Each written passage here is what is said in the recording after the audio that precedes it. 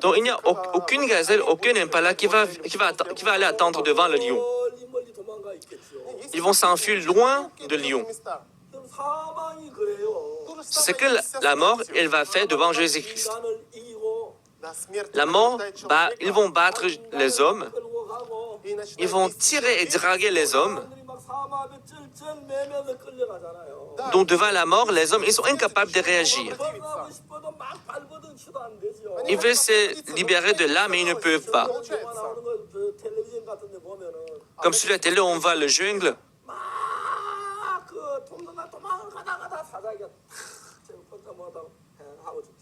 Là, on voit des gazelles qui fuient, mais le lion l'arrête et la gazelle meurt.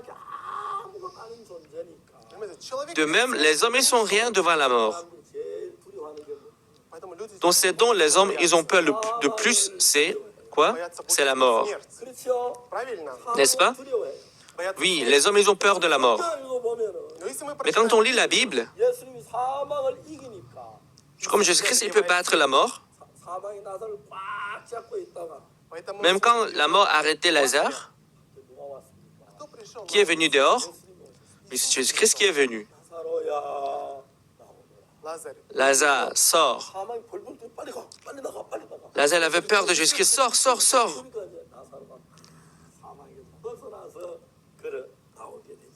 C'est ainsi que Lazare était libéré de la mort. Il est sorti de la mort. C'est l'histoire de Jean chapitre 11 où Lazare, il est vécu de la mort.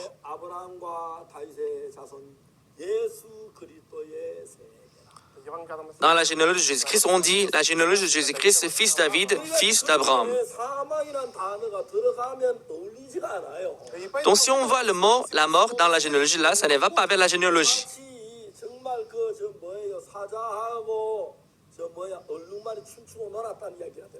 C'est la même chose qu'un zèbre et un lion qui dansent ensemble. Donc ça n'a aucun sens. Pourquoi? Parce qu'un zèbre ne danse pas avec un lion, mais il a peur du lion. Il ne peut pas demeurer ensemble. De même, la mort ne peut pas s'approcher de Jésus-Christ. Elle va s'enfuir loin et loin de Jésus-Christ. Voilà pourquoi dans la généalogie de Jésus-Christ, dans Matthieu chapitre 1, on ne voit pas le mot « la mort ». Par contre, quand on va Genèse chapitre 5, dans la généalogie d'Adam, on voit la mort. Il mourut, il mourut, il mourut, il mourut. Qu'est-ce que la Bible peut nous apprendre?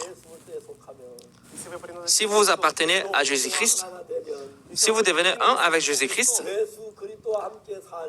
si vous vivez avec Jésus-Christ, qu'est-ce que Jésus-Christ il a dit?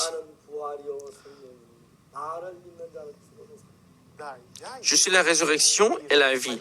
Celui qui croit en moi vivra quand il serait mort. Oui, si nous entrons en Jésus-Christ, nous ne pourrons jamais voir la mort. Mais c'est vrai que nous allons quitter de ce monde, mais ce n'est pas la mort. C'est le processus par lequel on doit passer en vue d'entrer dans le monde le plus spirituel.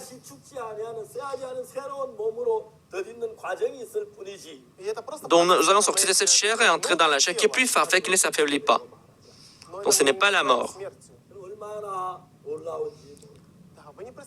Quel merveille!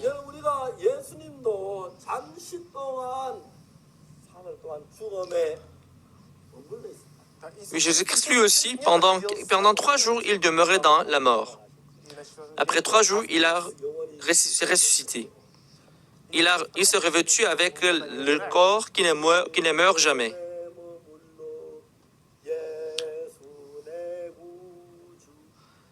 Restant dans le tombeau, Seigneur Jésus-Christ, il attendait l'aube.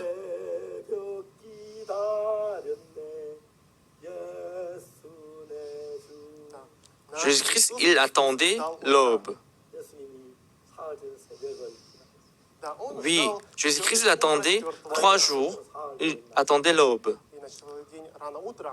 À la troisième aube, il se levait du tombeau et il a retrouvé la vie éternelle. Si nous appartenons à Jésus-Christ, si nous entrons dans la généalogie de Jésus-Christ,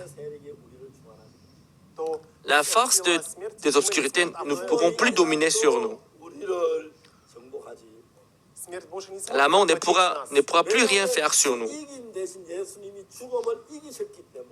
Pourquoi? Parce que Jésus-Christ, il a vécu, il a conquis la mort.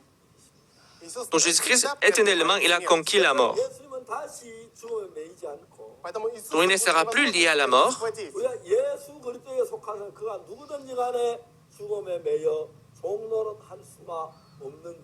Si nous entrons en Jésus-Christ, nous ne pourrons plus jouer l'esclavage de Satan.